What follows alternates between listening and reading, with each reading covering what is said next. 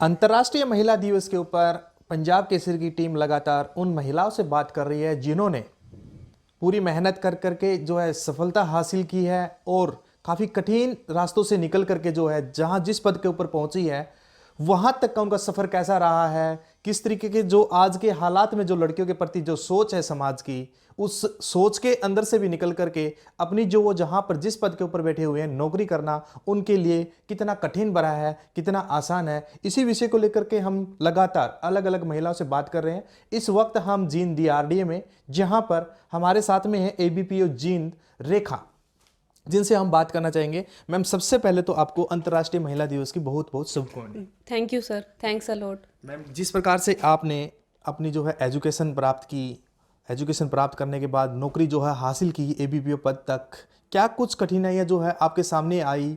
क्योंकि आज देखिए अंतर्राष्ट्रीय महिला दिवस बनाया जरूर जा रहा है, वादे भी हैं, लड़कियां बहुत कुछ करना चाहती हैं। सबसे पहले हम आपके जीवन के बारे में जानना चाहेंगे कि यहाँ तक कैसे पहुँचे। मैं एक मिडिल क्लास फैमिली से बिलोंग करती हूँ। महम महम से बिलोंग करती हूँ, बेसिकली डिस्ट्रिक्ट रोहतक। महम एक टाउन ही है, ज़्यादा डेवलप तो नहीं है अभी। मेरे फादर की एजुकेशन मिडिल क्लास तक है और मदर ने मैट्रिक तक पढ़ाई की है।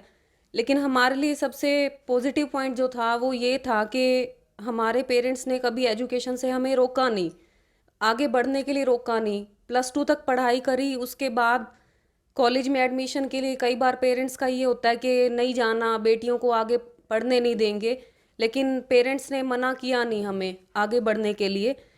उसके बाद ग्रेजुएशन करी। ग्रेजुएशन के बाद पोस्ट ग्रेजुएशन के लिए मैंने MBA में एडमिशन लिया, रोहतक मसनाथ इंस्टीट्यूट। मेरे फादर ने एग्री कर दिया जाने के लिए।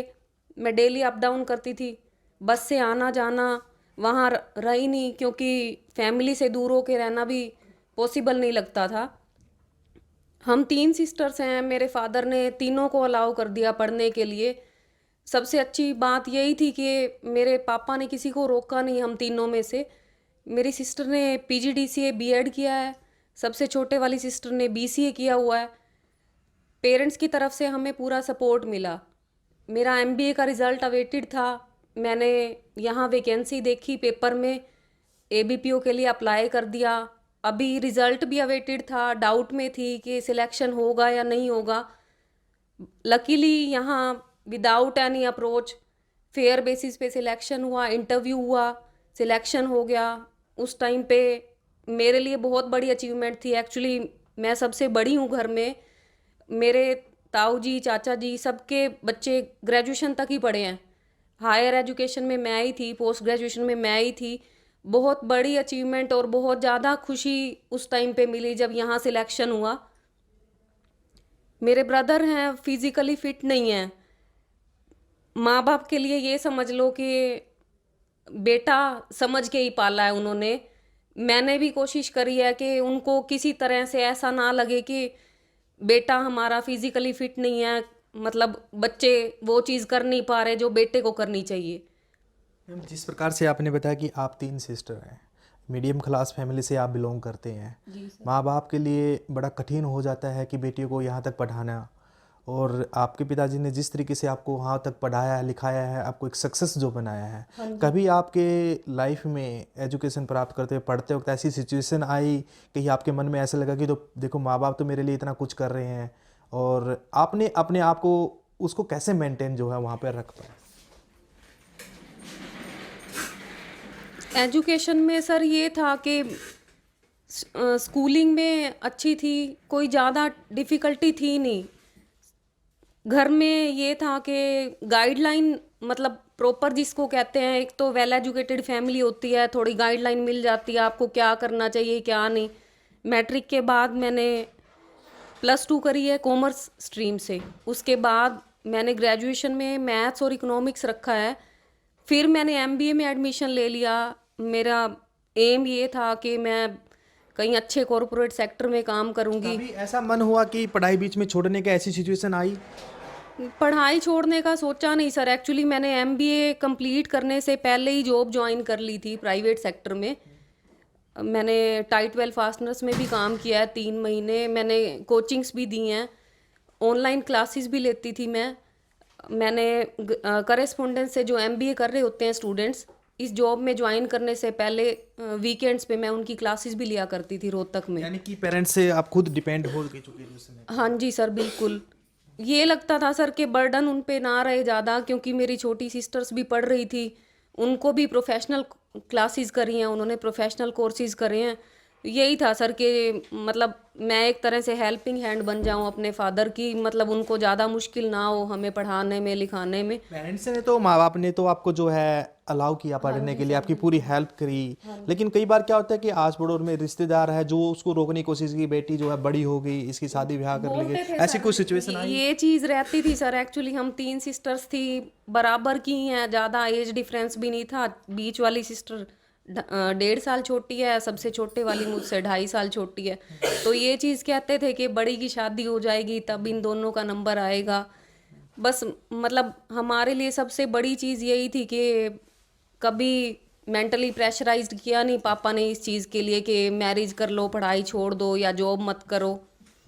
लकीली एमबीए करते करते यहाँ जॉब मिल गई, उसके बाद 1 साल में मैरिज भी हो गई, फिर छोटी सिस्टर का नंबर, फिर उससे छोटे वाली सिस्टर का नंबर। अब आपके पास दो दो रिस्पॉन्सिबिलिटी है, परिवार भी देखना है, साथ साथ में जॉब भी करनी है, कैसे मेंटेन कर रहे हैं इस चीज़ को? मेरे इन लॉज ने काफ़ी कोऑपरेट किया है सर।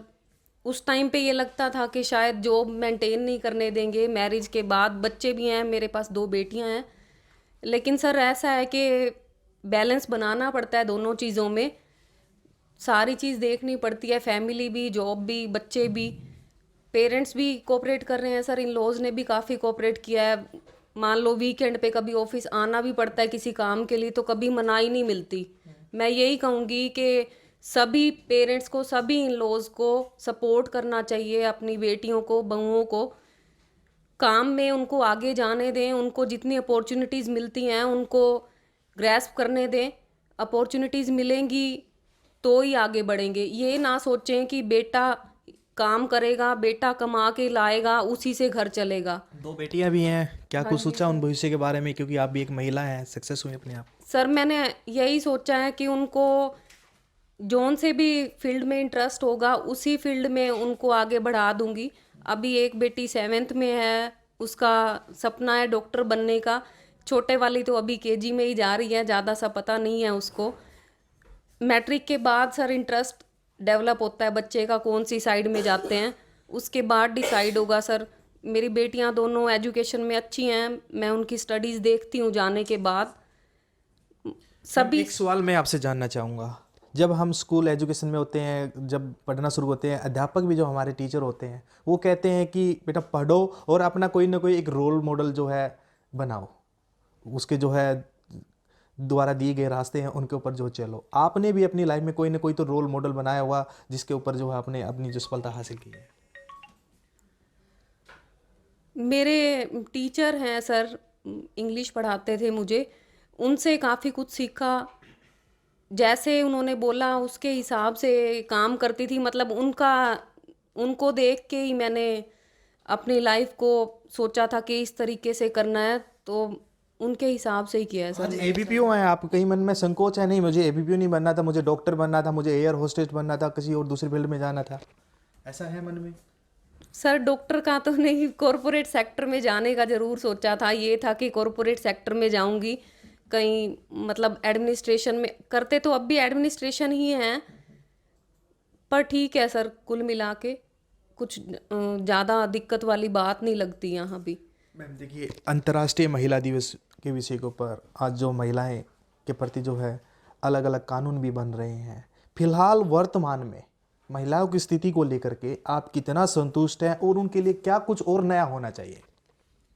फीमेल्स को सर अभी जो ज़्यादा ज़रूरत है, भारत को देखते हुए, माहौल को देखते हुए, ये लगता है कि इनको सुरक्षात्मक तरीके से, मतलब कुछ प्रोटेक्शन इनको मिलना चाहिए। कोई लेडी लेट नाइट में रोड पे नहीं जा सकती यहाँ, दिन में भी इवन कई बार ऐसा होता है कि बैड टच या कुछ इस तरह की मिस हैपनिंग्स होती हैं लेडीज़ के साथ। तो लेडीज़ को खुद भी अवेयर होना चाहिए और कुछ गवर्नमेंट को भी करना चाहिए, ताकि लेडीज़ ज़्यादा प्रोटेक्टेड वे में रह सकें, चल सकें रोड्स पे, सारी जगह, वर्किंग प्लेस पे, घर में भी। जिस तरीके से ऑफिस में काम करना भी एक कठिनाई होती है महिलाओं को, आप अपनी जो जॉब कर रही हैं कोई ना कहीं परेशानी आई है या बिल्कुल सही तरीके से चल रही है? सर, जॉब में आपको कॉन्फिडेंट होना चाहिए अपने काम की तरफ, और आपका बिहेवियर है वो भी काफ़ी मैटर करता है। मुझे काम करने में कुछ ऐसी प्रॉब्लम्स लगती नहीं है सर, मैं अच्छे से हैंडल कर लेती हूँ अपना काम।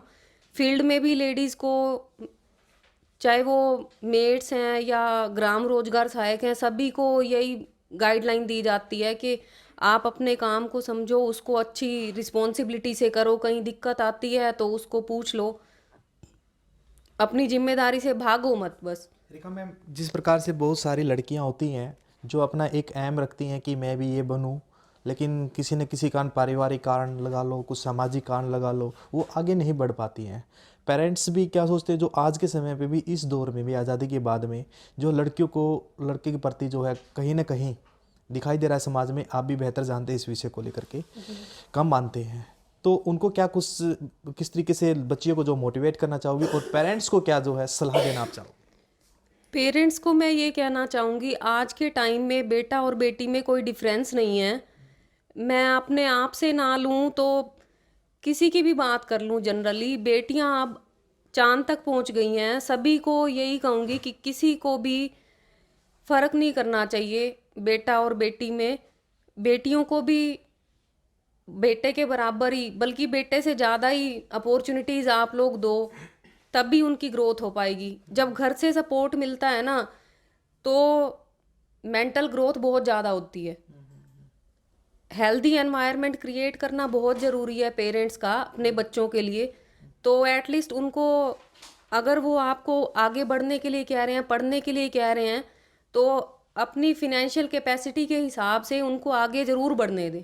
अंतर्राष्ट्रीय महिला दिवस को किस तरीके से सेलिब्रेट कर रहे हैं आप?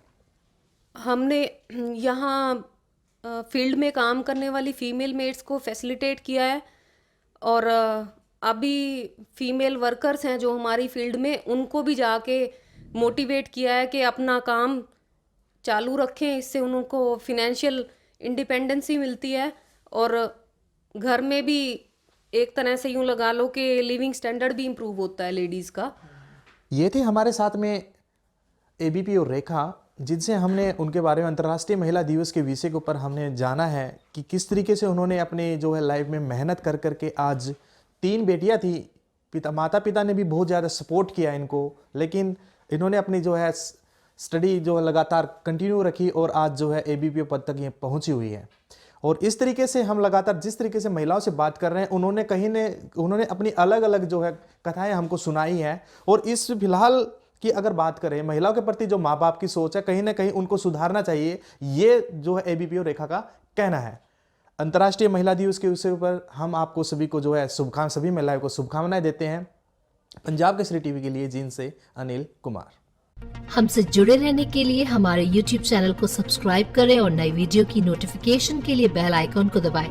अगर आप ये वीडियो Facebook पर देख रहे हैं तो लाइक जरूर करें और ज्यादा से ज्यादा शेयर करें। धन्यवाद।